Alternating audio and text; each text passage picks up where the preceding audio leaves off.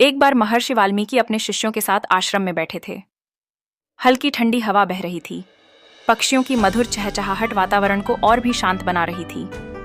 शिष्य विनम्र भाव से बोले, गुरुदेव, कृपया हमें जीवन का कोई ऐसा रहस्य बताइए जो हमें हमेशा याद रहे। वाल्मीकि ने अपनी गहरी दृष्टि से शिष्यों की ओर देखा और बोले, बच्चों, जीवन की सबसे बड़ी सच्चाई है, बाकी सब सपने होते हैं, अपने तो अपने होते हैं। शिष्य आश्चर्यचकित हो गए। उन्होंने पूछा, गुरुदेव, क्या यह शिक्षा आपके जीवन से जुड़ी हुई है? वाल्मीकि ने एक क्षण मौन धारण किया और फिर अपनी कथा सुनाने लगे। मैं भी कभी डाकू रत्नाकर था।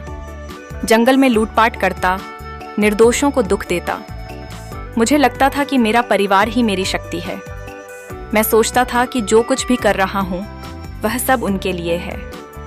लेकिन एक दिन एक महात्मा ने मुझसे प्रश्न किया, रत्नाकर, क्या तुम्हारा परिवार तुम्हारे पापों का भार बांटेगा? यह सुनकर मैं हैरान हो गया।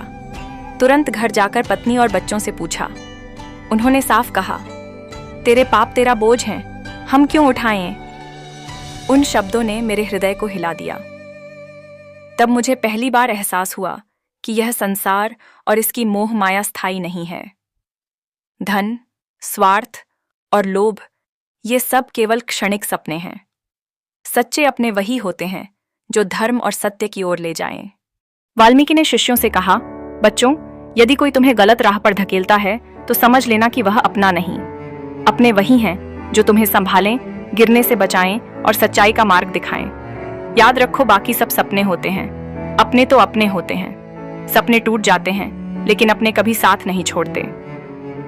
शिष्यों की प्रतिक्रिया, सभी शिष्य गहरे भाव में डूब गए। वे हाथ जोड़कर बोले, गुरुदेव, यह शिक्षा हमारे जीवन भर हमारा मार्गदर्शन करेगी। वाल्मीकि मुस्कुराए और बोले, यही तो मैं चाहता हूं कि तुम लोग अपने और पराये की पहचान कर सको। संसार चीज मिट जाएगी, पर धर्म और सच्चे अपने हमेशा साथ रहेंगे। अगर आपको यह कहानी अच्छी लगी तो लाइक और सब्सक्राइब करना नहीं भूलना। मिलते हैं अगले कहानी।